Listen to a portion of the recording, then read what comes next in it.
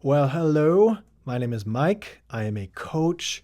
I specialize in breakthroughs and midlife awakening. And what I want to talk to you today is the midlife transition, and specifically the most common blocks that are holding people back from the life of true fulfillment that lies on the other side of this transformation. And so here, in no particular order, well, in sort of a particular order, are those big topics that come up over and over again that we must release. Number one is money. Very often, a fear of financial insecurity, of not being able to provide.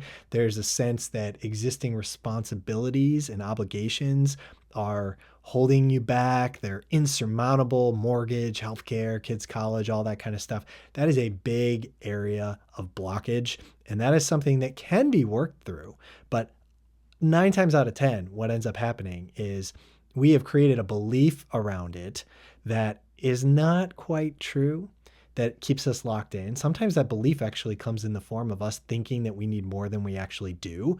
And so we keep ourselves held hostage instead of actually freeing ourselves from these invisible shackles that we put on ourselves. So money is absolutely a big one because it is rooted in a core survival instinct.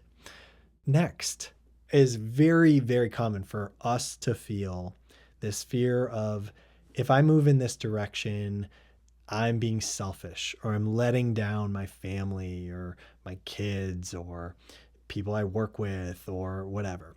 And what's going on there, the pattern at play is, whilst I'm fearing hurting other people or disappointing other people or leaving other people behind, there's a belief that somehow this obligation takes precedence over my own needs. I'm not saying to completely jettison the responsibilities or the care that you have for other people's feelings. That is absolutely essential and a wonderful thing to have. The problem is that it becomes imbalanced, and we recognize that I'm becoming a different person and I need to move in this direction. My soul requires that I move in this different direction. And yes, there's fear that maybe not everybody's going to be kind of coming along for the ride. But here's the question.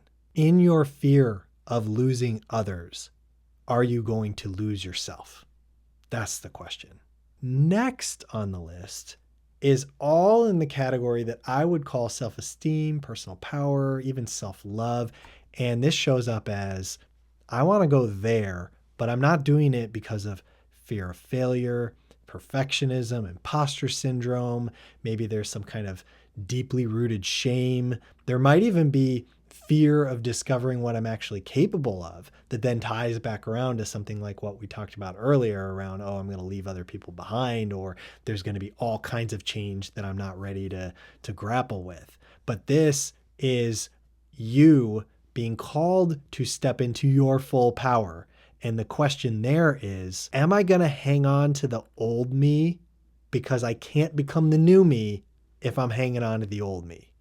Sometimes related to this is the next category we're going to go into, which is the social, the reputational. This is the fear of what other people are going to think. Maybe I'm going to lose respect. I'm going to lose status. I'm going to be visible in these ways that I'm uncomfortable with. I'm going to be taking up space. I'm going to be compared to others. I might feel behind compared to other people. And so that whole category, the question there is, am I going to live life according to this round table of invisible judgers, or am I going to live life according to the deepest parts of myself, of my soul? And what moving through this requires is two things. Number one is I must be willing to let go of the fear that I'm going to lose what I've built. That might be career capital, it might be reputation or stability. It's the old self. I need to be willing to let the old self die. The other thing that must be required is trust and faith. You must learn to trust your inner knowing and not seek external validation. You're not going to have perfect clarity of all your steps. Your transformation requires you to take some degree of a leap of faith. And that doesn't mean that everything's going to get blown up. It's very common for this to be more of a conscious evolution. But what happens is that fear of all that change and of all the uncertainty keeps us clinging to the past and prevents us from moving into and claiming the life that we deserve. So that's my speech. If you're ready to actually start moving on this kind of stuff and you want some support, I am offering 90-minute breakthrough sessions. You can find the link to that in the description. I wish you all the best. Peace and love.